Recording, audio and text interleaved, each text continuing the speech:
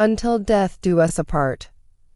When I got home that night as my wife served dinner, I held her hand and said, "I've got something to tell you." She sat down and ate quietly. Again, I observed the hurt in her eyes.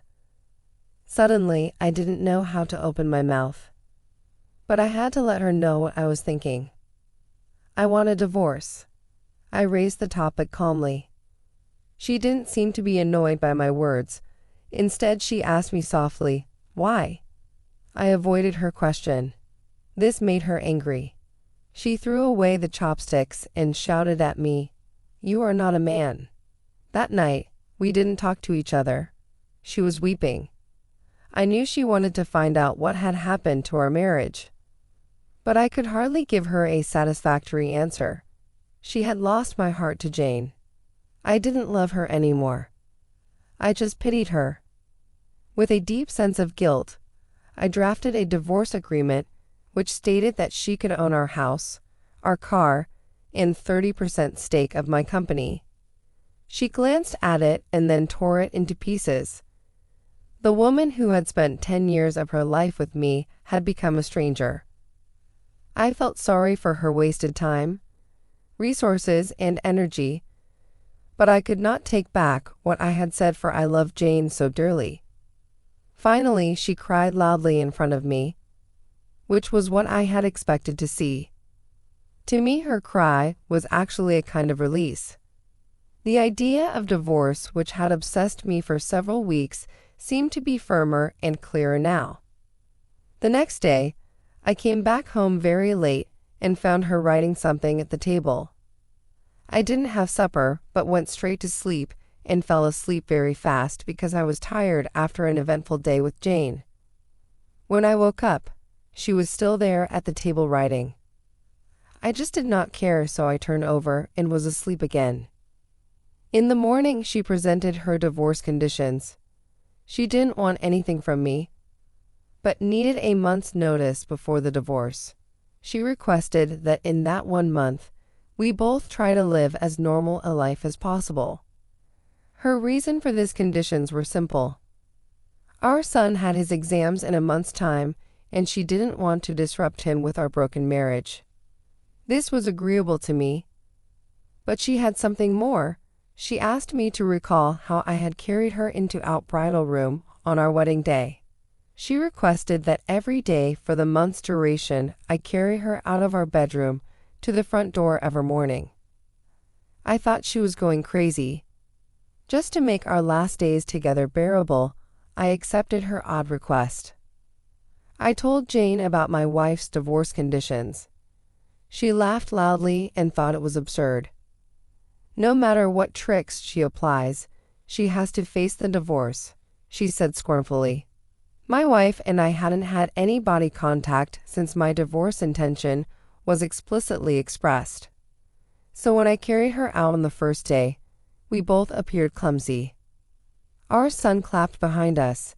"Daddy is holding Mommy in his arms." His words brought me a sense of pain. From the bedroom to the sitting room, then to the door, I walked over 10 meters with her in my arms. She closed her eyes and said softly, "Don't tell our son about the divorce." I nodded, feeling somewhat upset. I put her down outside the door. She went to wait for the bus to work. I drove alone to the office. On the second day, both of us acted much more easily. She leaned on my chest. I could smell the fragrance of her blouse. I realized that I hadn't looked at this woman carefully for a long time. I realized she was not young anymore. There were fine wrinkles on her face. Her hair was graying. Our marriage had taken its toll on her. For a minute, I wondered what I had done to her.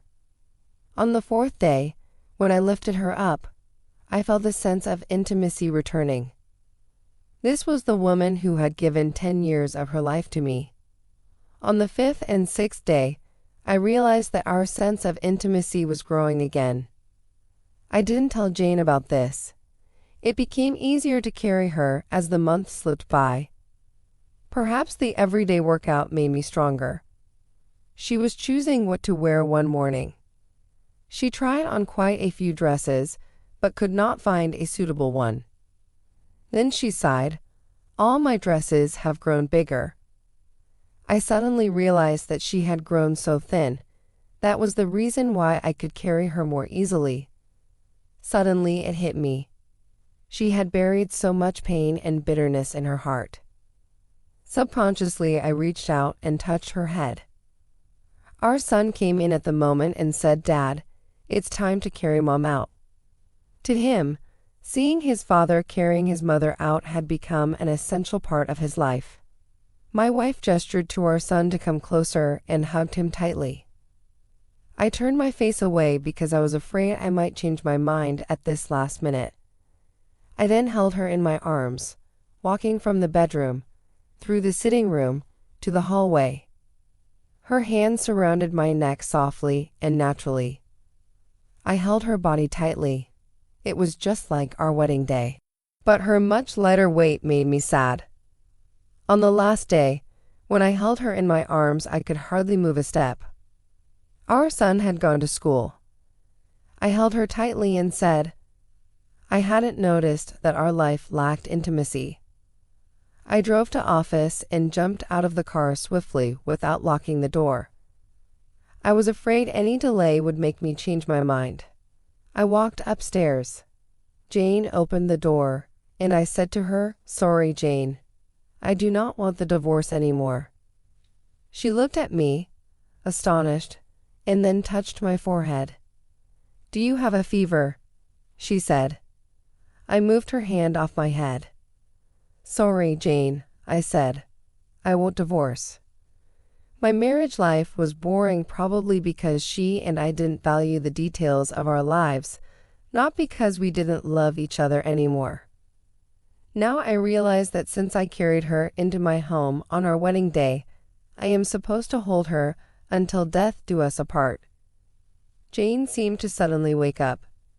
She gave me a loud slap and then slammed the door and burst into tears. I walked downstairs and drove away. At the floral shop on the way, I ordered a bouquet of flowers for my wife. The salesgirl asked me what to write on the card. I smiled and wrote, "I'll carry you out every morning until death do us apart." That evening I arrived home, flowers in my hands, a smile on my face.